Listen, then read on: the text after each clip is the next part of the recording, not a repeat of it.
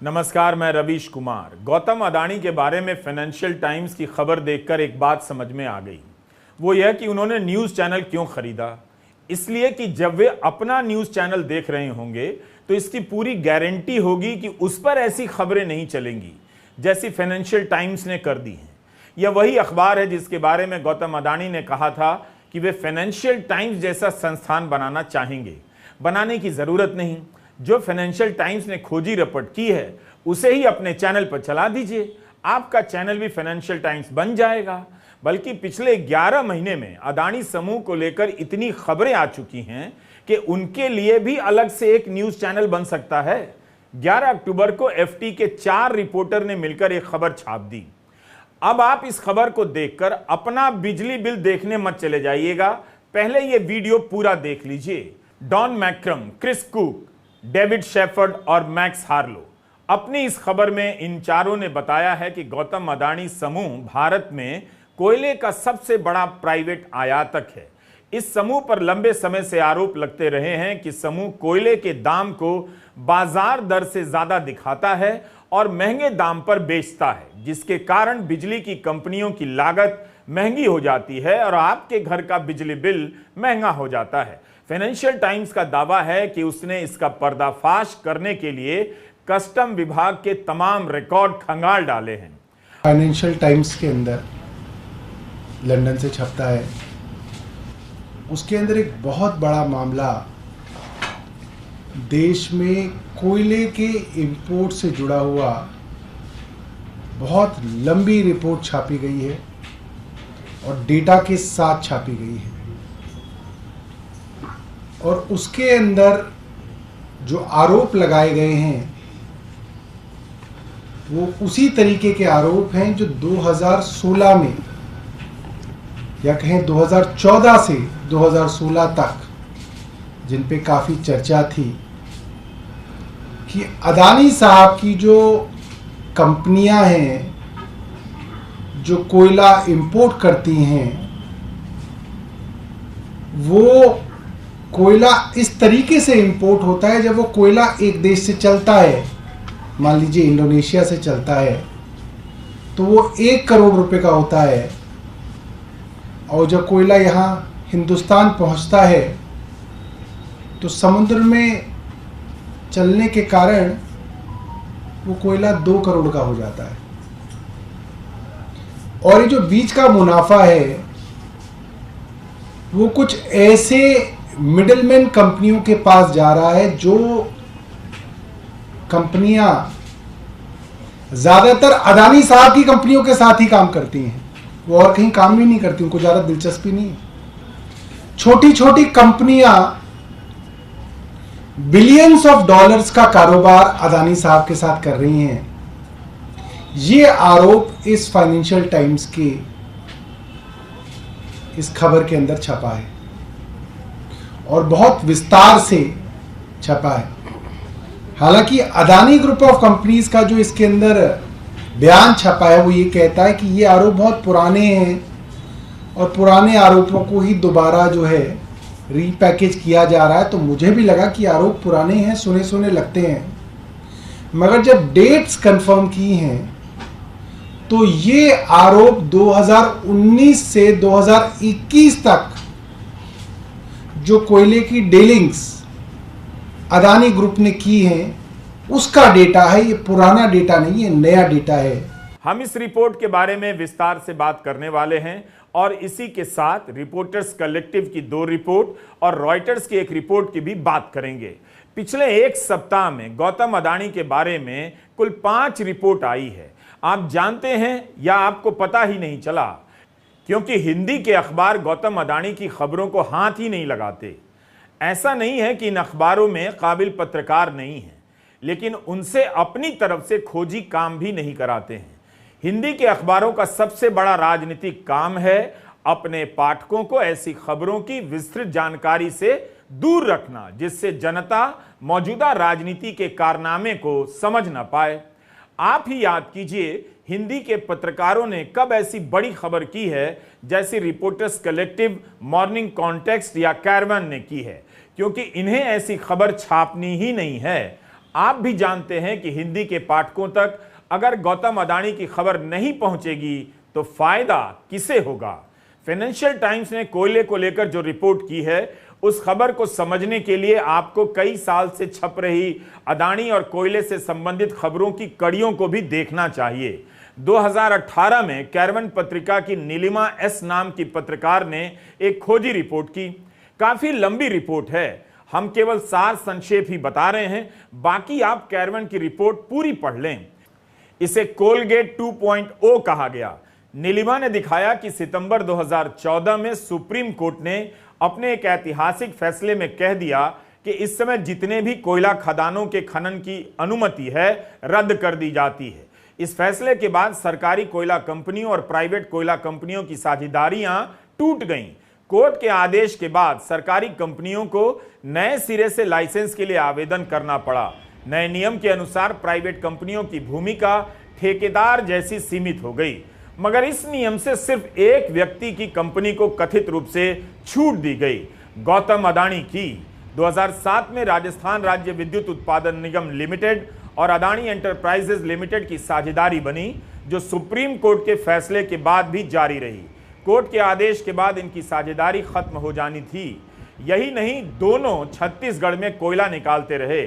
साथ ही सरकारी उपक्रम को फ्री में कोयला दिया गया था, लेकिन उसे कोयला की कीमत ज्यादा देनी पड़ रही थी ताकि साझेदार कंपनी को फायदा मिले।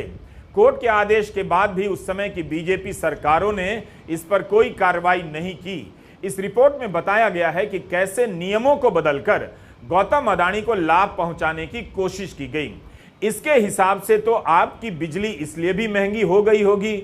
आपका भी योगदान काफी अच्छा है। खुशी है कि आप बिजली का महंगा बिल खुशी खुशी दे रहे हैं। आपके घर का बिजली बिल क्यों महंगा है, इसे समझना मुश्किल नहीं है।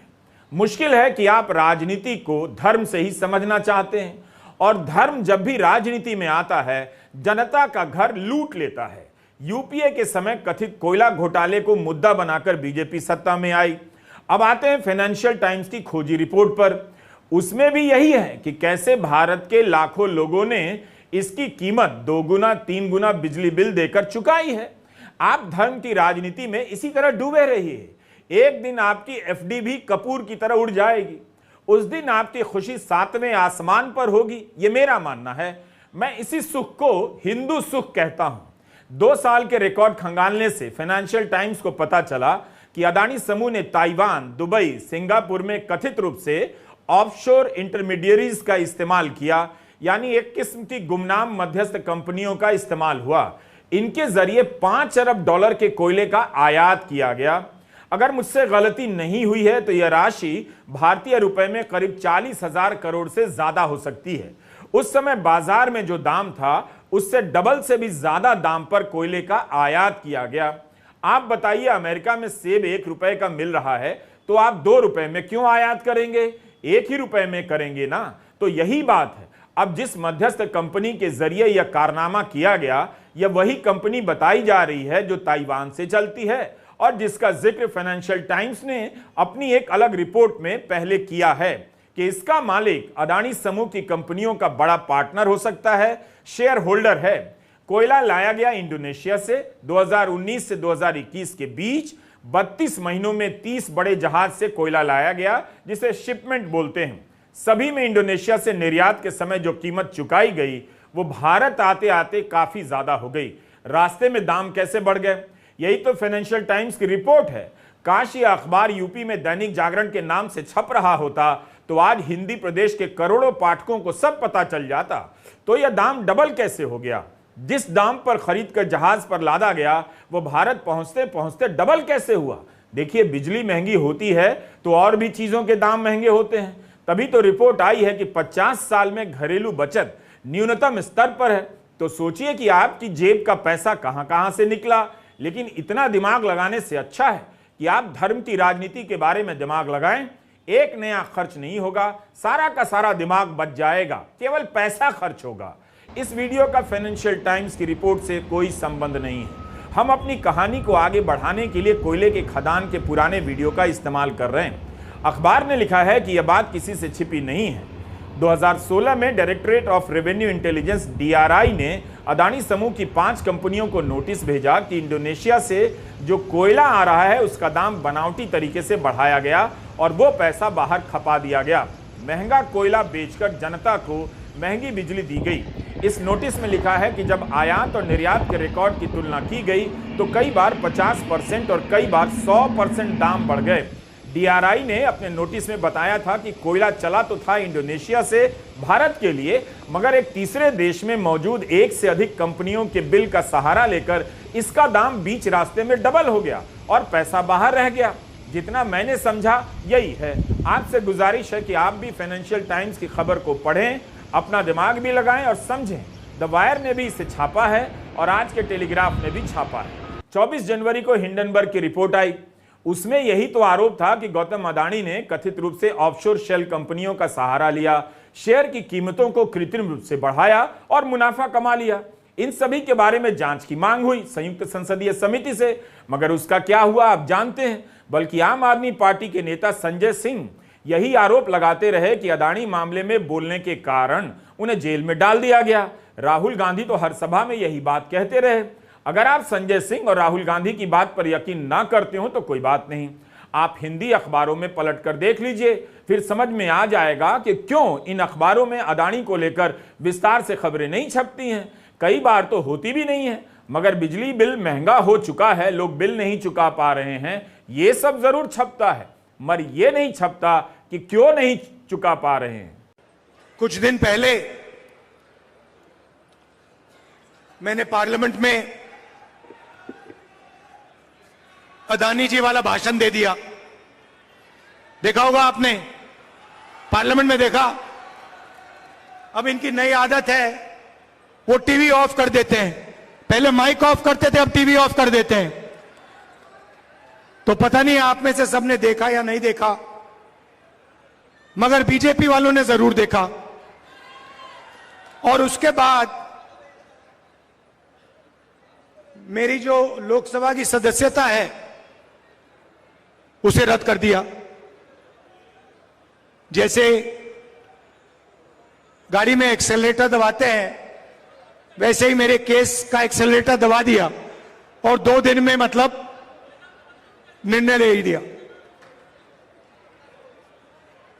पहली बार हिंदुस्तान में डिफॉर्मेशन के लिए मैक्सिमम पनिशमेंट 2 साल की मेरी लोकसभा की जो मेंबरशिप है रद्द कर दी। क्योंकि डर लगता है, डर लगता है। जैसे ही 2 चीजें हैं, आप एक काम करो कांग्रेस पार्टी के बब्बर शेरों, कोई भी बीजेपी का कार्यकर्ता आपके सामने आए, उसके सामने अदानी नाम ले लो, भग जाएगा।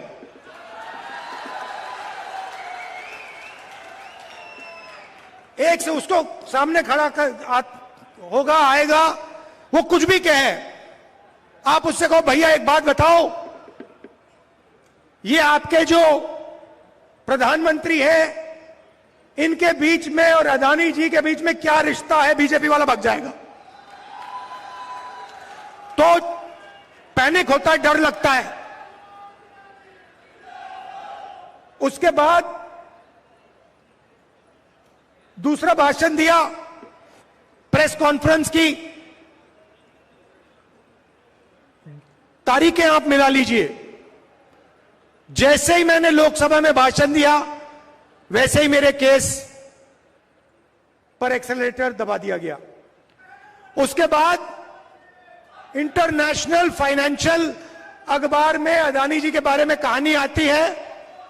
मैंने प्रेस कॉन्फ्रेंस किया, जिस दिन प्रेस कॉन्फ्रेंस किया उस दिन नरेंद्र मोदी जी ने स्पेशल सेशन लागू कर दिया। अदानी ने फाइनेंशियल टाइम्स की आलोचना की है कि वह पुराने मामले को फिर से प्रकाशित कर कंपनी समूह की प्रतिष्ठा के साथ खिलवाड़ कर रहा है। हम कानून का पालन करने वाली कंपनी हैं। फाइनेंशियल टाइम्स की इस रिपोर्ट के बाद क्या होगा यह पता नहीं, लेकिन अगर कोयला 100 का मिल रहा है और उसे 500 का दिखाकर बिजली कंपनी को बेचा जा रहा है, तो आपसे बिजली बिल के नाम पर कुछ ज्यादा ले लिया गया तो देश का ही तो भला हुआ। अगर यह सही हुआ तो आप सभी का योगदान देश भले याद ना रखे, अदानी जी को याद रखना चाहिए, मगर उन्होंने भी इस खबर का खंडन कर दिया है। इस खबर को पढ़कर यही लगा कि इतनी बड़ी आबादी को वाकई झांसा दिया जा सकता है, बस उसे राष्ट्रवाद और धर्म का खुराक नियमित रूप से देते रहना होगा, और वो मिल भी रहा है। अब हम रिपोर्टर्स कलेक्टिव की 2 रिपोर्ट का जिक्र करना चाहते हैं। यह पत्रकारों की संस्था है जो जनता की आर्थिक मदद से, आपकी सहायता से इस तरह की मुश्किल रिपोर्टिंग करती है। तभी कहता हूं कि आपके घर में जो अखबार या चैनल आ रहा है उसे तुरंत बंद कर दीजिए और उस पैसे से ऐसी संस्थाओं और रिपोर्टरों को सपोर्ट कीजिए। अदानी का फायदा, बिजली उद्योग की पैरवी पर कोयला मंत्रालय ने दी घने जंगलों में खनन की अनुमति, यह हेडलाइन है। रिपोर्टर्स कलेक्टिव के श्री गिरीश जलीहल की इस रिपोर्ट में बताया गया है कि प्राइवेट बिजली कंपनियों के संगठन की पैरवी के बाद कोयला मंत्रालय ने पर्यावरण मंत्रालय की परवाह किए बगैर देश के सबसे घने जंगलों में खनन की अनुमति दे दी। इस रिपोर्ट में दावा किया गया है कि इस फैसले से संबंधित तमाम दस्तावेजों की जांच के बाद यह रिपोर्ट प्रकाशित की गई है। रिपोर्ट में लिखा गया है कि कोयले की कमी का बहाना बनाकर association of power producers Adani समूह को लाभ पहुंचाने की लॉबी करने में लग जाता है कि कोयला ब्लॉक दे दिया जाए। इसमें से एक कोयला खदान तो मध्य प्रदेश के सिंगरौली में है। यहां के एक पावर प्लांट को हाल ही में अदानी समूह ने अधिग्रहित किया है। दूसरा खदान छत्तीसगढ़ के प्राचीन हसदेव अरंड के जंगलों में है। पर्यावरण मंत्रालय ने 2018 में इस तरह के कोयला ब्लॉक को खनन की नीलामी से बाहर रखने के सुझाव दिए थे। सब कुछ ताक पर रखकर कोयला ब्लॉक दे दिया गया। यहां तक कि कोयला मंत्रालय के विशेषज्ञ वैज्ञानिक की राय को भी अनदेखा किया गया कि इन घने जंगलों में खदान की अनुमति नहीं दी जानी चाहिए। मध्य प्रदेश के ब्लॉक के खनन की अनुमति एक्सपर्ट की राय को किनारे करके दे दी गई। नीलामी में केवल अदानी आते हैं। मोदी सरकार ने नीलामी के नियमों में ऐसे बदलाव कर दिए हैं जिससे नीलामी में शामिल होने वाली इकलौती कंपनी को सरकार अपनी मर्जी से कोयला ब्लॉक दे सकती है। आपको रिपोर्टर्स कलेक्टिव की दोनों रिपोर्ट पढ़नी चाहिए। दोनों ही हिंदी में है और अंग्रेजी में भी। रिपोर्ट में लिखा है कि अदानी समूह के प्रवक्ता ने मेल में द कलेक्टिव को बताया, निजी क्षेत्र देश के लिए ऊर्जा सुरक्षा सुनिश्चित करने में महत्वपूर्ण भूमिका निभाता है और सरकार को महत्वपूर्ण आयात के लिए अंतर्राष्ट्रीय बाजारों पर निर्भरता कम करने में मदद करता है। कोयला मंत्रालय के वैज्ञानिक, पर्यावरण मंत्रालय की रिपोर्ट, सबने कहा था कि इन कोयला खदानों में खनन नहीं होनी चाहिए क्योंकि ये घने जंगल हैं, बायोडायवर्सिटी नष्ट हो जाएगी। मगर केवल इस तरह की रिपोर्ट को अनदेखा नहीं किया गया, बल्कि अफवाह भी उड़ाई गई कि देश में कोयले की शॉर्टेज है।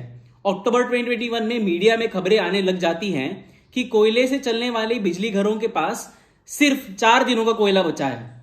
तब एक्सपर्ट्स ने चेतावनी दी थी कि पावर प्लांट के भंडार में कमी की खबर का बहाना लेकर सरकार और अधिक कोयला खदानें निजी कंपनियों के हवाले कर सकती है। 1 महीने बाद एसोसिएशन ऑफ पावर प्रोड्यूसर्स के जनरल सेक्रेटरी अशोक खुराना तत्कालीन कोयला सचिव को एक ईमेल भेजते हैं कि कोयला कम हो गया है। खुराना 2 ब्लॉक का नाम लेकर कहते हैं कि इन्हें भी नीलामी में शामिल करना चाहिए। इनमें से एक ब्लॉक को कोयला मंत्रालय नीलामी के लिए खोल देता है। अडानी समूह इस ब्लॉक का इकलौता बिडर या सोल बिडर बन जाता है। सरकार के बदले हुए नियमों के मुताबिक ऐसे इकलौते बिडर्स के केस में सरकार खुद से ब्लॉक प्राइवेट कंपनी को सौंप सकती है। रिपोर्टर्स कलेक्टिव की पहली और दूसरी रिपोर्ट में हमने यही दिखाया है कि कैसे सरकार ने अपने ही एक्सपर्ट्स को निकार दिया और फायदा अडानी का हुआ। तो आपने देखा कि अदानी समूह के लिए किस तरह से मीडिया में माहौल बना या मीडिया में बने माहौल का कथित रूप से सहारा लिया गया। 2 खदान नीलामी में मिलते हैं। दूसरी तरफ फाइनेंशियल टाइम्स की खबर आपने देख ली कि कैसे इंडोनेशिया से चला कोयला भारत आते आते दुगना हो गया। इस मामले में हम आपको एक और खबर की याद दिलाना चाहते हैं। अगस्त 2023 की खबर है। अक्टूबर 2018 से मार्च 2023 तक गुजरात ऊर्जा विकास निगम लिमिटेड ने बिजली शुल्क के रूप में अडानी पावर को 13,802 करोड़ रुपए दिए, जो बिजली की वास्तविक कीमत से 3,900 करोड़ ज्यादा है। दोनों के बीच जो समझौता हुआ उसमें इंडोनेशिया से कोयला आयात करने की शर्त रखी गई और लिखा गया कि अगर कोयले की कीमत बढ़ती है तो अदानी पावर बिजली के भाव बढ़ा सकती है, मगर इस दौरान कोयले के भाव में बदलाव की पुख्ता जानकारी और सबूत दिए बिना अदानी पावर ने बिजली के अधिक भाव वसूल किए, जिसकी रकम 3,900 करोड़ बताई गई। मई 2023 में गुजरात ऊर्जा विकास निगम ने अदानी पावर से इस पैसे की रिकवरी के लिए नोटिस भेज दिया। कांग्रेस ने उस समय इस मुद्दे को काफी उठाया था। अगर सुप्रीम कोर्ट की कमेटी नहीं बनती, अगर हिडनबर्ग की रिपोर्ट नहीं आती, अगर कुछ लोग आरटीआई नहीं करते तो एक खत लिखते नहीं और 3,900 करोड़ अदानी को गवर्नमेंट के पैसे, और ये भी पावर परचेज एग्रीमेंट के, तो ये पैसे किसके ऊपर जाएंगे? हमारे उन गुजरातीज के ऊपर जिन्होंने भाजपा की सरकार बनाने में मदद की थी। ऐसे गुजरातीज के ऊपर ये पैसे 3,900 करोड़ जा रहे हैं। 13 अक्टूबर को पत्रकार परंजय गुहा ठाकुरता ने रिपोर्ट किया है कि अदानी पावर ने हरियाणा के साथ बिजली समझौते के नियमों का कथित रूप से उल्लंघन किया है। लगातार चौथे साल कॉन्ट्रैक्ट के वादों को पूरा नहीं किया। न्यूज क्लिक मामले में पत्रकार परंजय गुहा ठाकुरता से भी पुलिस पूछताछ कर रही है। तो आपने देखा कि पिछले एक सप्ताह में अदानी समूह को लेकर 4 रिपोर्ट आ गई। दरअसल एक और आई है, रॉयटर्स में जयश्री पी उपाध्याय और कृष्ण कौशिक की है। इस खबर में सूत्रों के हवाले से बताया गया है कि भारत की नियामक संस्था गल्फ एशिया फंड और अदानी समूह के रिश्तों की जांच कर रही है। ब्रिटिश वर्जिन आइलैंड से चलने वाले इस फंड की जांच हो रही है, यह देखने के लिए कि शेयर के स्वामित्व से जुड़े नियमों का पालन हुआ है या नहीं। इस फंड का नाम है gulf Asia trade and investment. यह दुबई के कारोबारी नासिर अली शबान अहली का बताया जा रहा है। अगस्त के महीने में organised crime and corruption reporting project OCCRP की खोजी रिपोर्ट आई थी, जिसमें बताया गया कि इस फंड ने कथित रूप से अदानी समूह की कंपनियों में निवेश किया है। इस रिपोर्ट में लिखा है कि सेबी की जांच पर अदानी समूह ने टिप्पणी करने से इनकार कर दिया। OCCRP की रिपोर्ट आने के बाद अदानी समूह ने खंडन करते हुए कहा कि उसके समूह की कंपनियों में गुप्त रूप से निवेश नहीं हुआ है। जो भी निवेश हुआ है उसका ब्यौरा नियामक संस्थाओं को दिया गया है। सेबी और गल्फ एशिया ने रॉयटर्स के सवालों का जवाब नहीं दिया। 13 अक्टूबर के इंडियन एक्सप्रेस में जे मजूमदार की रिपोर्ट छपी है कि सुप्रीम कोर्ट अदानी मामले की सुनवाई अन्य मामलों के साथ जोड़कर करेगा। अदानी समूह पर कोयले का दाम बढ़ा चढ़ाकर बिजली कंपनियों को बेचने के आरोप हैं। इस मामले की सुनवाई हैदराबाद के एक जौहरी के मामले के साथ की जाएगी। इसी मामले को लेकर फाइनेंशियल टाइम्स ने खोजी रिपोर्ट कर दी। ऐसी तमाम खबरों में गौतम अदानी का या तो पक्ष नहीं होता है, वे जवाब नहीं देते हैं, या फिर जवाब देते हैं कि उनकी कंपनी को बदनाम करने के लिए गलत खबरें प्रकाशित की जा रही हैं और बात खत्म हो जाती है। और यह भी कहा जाता है कि उनकी कंपनी कानून का पालन करती है। 24 जनवरी को हिंडनबर्ग की रिपोर्ट आई। तब से लेकर आज तक अदानी समूह के कथित कारनामों को लेकर अनेक खोजी रिपोर्ट आ चुकी है। हम यहां पर सभी रिपोर्ट का पूरा ब्यौरा नहीं दे सकते हैं क्योंकि वो इतनी सारी हैं, पर कुछ मुख्य खबरों को आपके सामने पेश करना चाहते हैं। हिंडनबर्ग की रिपोर्ट आने के करीब एक हफ्ते के बाद 1 फरवरी को फोर्ब्स के पत्रकार जॉन हायट रिपोर्ट करते हैं कि इस बात के साक्ष्य हैं कि अदानी समूह ने खुद अपने $2.5 अरब के FPO में शेयर खरीदे हैं। फरवरी में ही वॉल स्ट्रीट जर्नल में विस्तार से छपता है कि मॉरिशस की कंपनी क्रेस्टा, एलारा और अल्ब्यूला का अदानी के समूह में पैसा लगा है। इसी बीच फाइनेंशियल टाइम्स, गार्डियन और वायर जैसे मीडिया संस्थान ऑस्ट्रेलिया और श्रीलंका में अदानी समूह को सरकार द्वारा दिलाई गई डीलों के बारे में लिखते हैं। 17 फरवरी को फोर्ब्स के लिए जॉन और जैकमो तोगनिनी विनोद अदानी के साम्राज्य पर विस्तृत रिपोर्ट करते हैं। वे दावा करते हैं कि विनोद अदानी शेल कंपनियों के जाल के केंद्र में हैं। 28 फरवरी के बाद फोर्ब्स के लिए जॉन हायट और जैकमो तोगनिनी फिर से रिपोर्ट करते हैं कि एक नई छानबीन में बात आई है कि गौतम अदानी के बड़े भाई विनोद अदानी उनकी सबसे बड़ी डीलों में सबसे अहम कड़ी हैं। रिपोर्टर्स कलेक्टिव ने अल जजीरा के लिए एकमात्र 2023 को रिपोर्ट की कि सरकार ने अदानी को कोल डीलें करने दी, जबकि उसे पता था कि ठीक नहीं है। 13 मार्च को निहार गोखले और अद्वैत पलेपू मॉर्निंग कॉन्टेक्स्ट के लिए रिपोर्ट करते हैं कि अंबुजा सीमेंट के अधिग्रहण में विनोद अदानी की कंपनियों का हाथ रहा है और अदानी समूह नहीं बल्कि विनोद अदानी अंबुजा सीमेंट और एसीसी के असली मालिक हैं।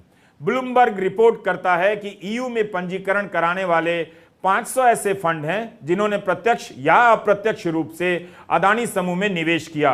22 मार्च को फाइनेंशियल टाइम्स रिपोर्ट करता है कि भारतीय कॉर्पोरेट डेटा की जांच से पता चला है कि अदानी समूह का साम्राज्य शेल कंपनियों पर निर्भर है।